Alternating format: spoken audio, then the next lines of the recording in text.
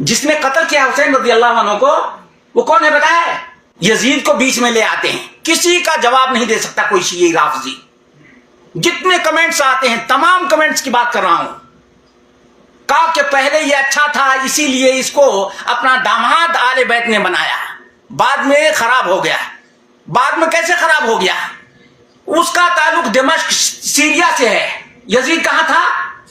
Syria میں. اور قتل کہاں کیے گئے؟ عراق میں.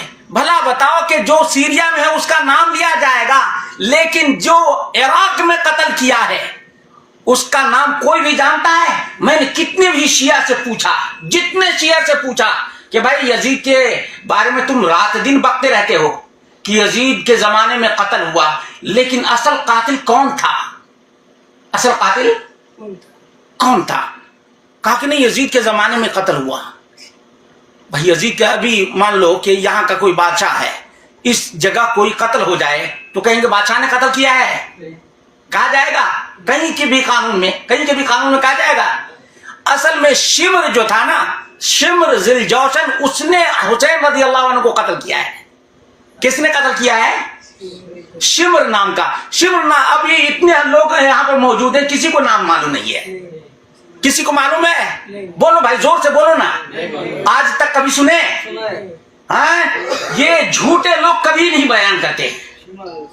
یہ جھوٹے ایسے نالائق ناہنجار لوگ ہیں, صرف یزید کا نام لے کر کے اصلی قاتل کو چھپانے کے لیے, اصلی قاتل کو چھپانے کے لیے یزید کا نام لیا جاتا ہے.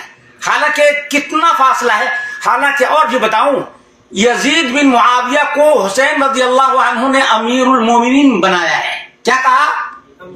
امیر المومنین, خلیفۃ المسلمین. یہی اتنا ہی نہیں, کہا کہ ہوا ابن عم لی, وہ میرا چچا زاد ہے, کزن ہے میرا. کیا کہا؟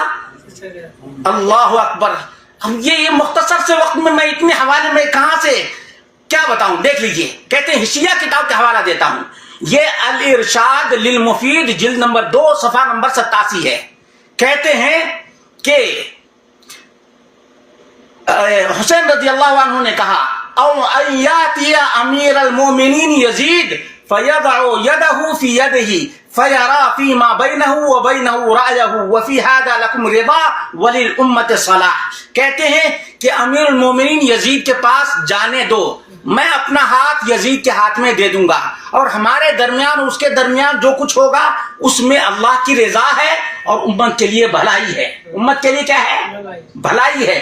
لیکن یہ شیعہ لوگ جو خط بھیجے تھے, شیعہ لوگ جو خط بھیجے تھے نا, وہ سوچے کہ اب تو بھانڈا پھوٹ جائے گا. کیا ہوگا؟ کیوں؟ ان کے پاس تو پورا پروف ہے نا, نام کے ساتھ ہے کہ کون کون خط لکھا تھا. اپنے قتل سے بچنے کے لیے کیا کیا؟ یزید کے ڈر سے کیا کیا کہ جن لوگوں نے بلایا تھا انہیں لوگوں نے قتل کر دیا تاکہ ہمارا نام مٹ جائے.